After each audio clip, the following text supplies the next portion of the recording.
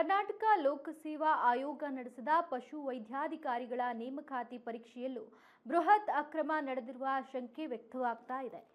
ಇನ್ನು ಸದ್ಯ ಪ್ರಕರಣದ ತನಿಖೆ ಚುರುಕುಗೊಳಿಸಿರುವ ಜಾರಿ ನಿರ್ದೇಶನಾಲಯ ಹಲವು ಸ್ಫೋಟಕ ಮಾಹಿತಿಗಳನ್ನು ಹೊರಗಿಡಿದೆ.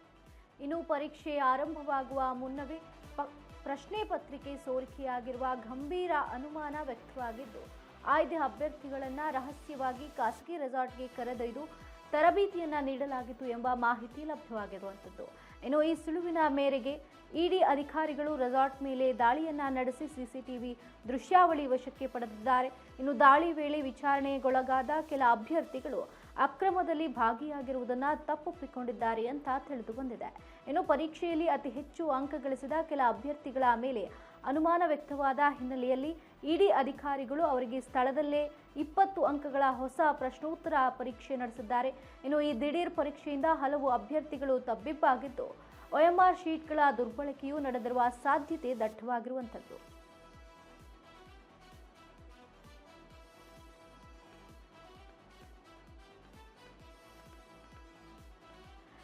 ಕರ್ನಾಟಕ ಲೋಕಸೇವಾ ಆಯೋಗ ನಡೆಸಿರುವಂತಹ ಪಶು ವೈದ್ಯಾಧಿಕಾರಿಗಳ ನೇಮಕಾತಿ ಪರೀಕ್ಷೆಯಲ್ಲೂ ಕೂಡ ಬೃಹತ್ ಅಕ್ರಮ ನಡೆದಿರುವ ಶಂಕೆ ಈಗ ವ್ಯಕ್ತವಾಗ್ತಾ ಇರುವಂಥದ್ದು.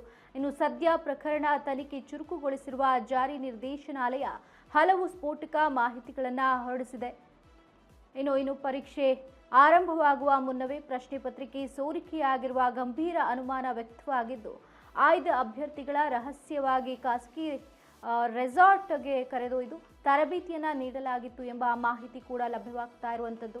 ಇನ್ನು ಈ ಸುಳುವಿನ ಮೇರೆಗೆ ಇಡಿ ಅಧಿಕಾರಿಗಳು ರೆಸಾರ್ಟ್ಗಳ ಮೇಲೆ ಕೂಡ ದಾಳಿಯನ್ನ ನಡೆಸಿ ಸಿಸಿಟಿವಿ ದೃಶ್ಯಾವಳಿಗಳನ್ನು ವಶಕ್ಕೆ ಪಡೆದಿದ್ದಾರೆ.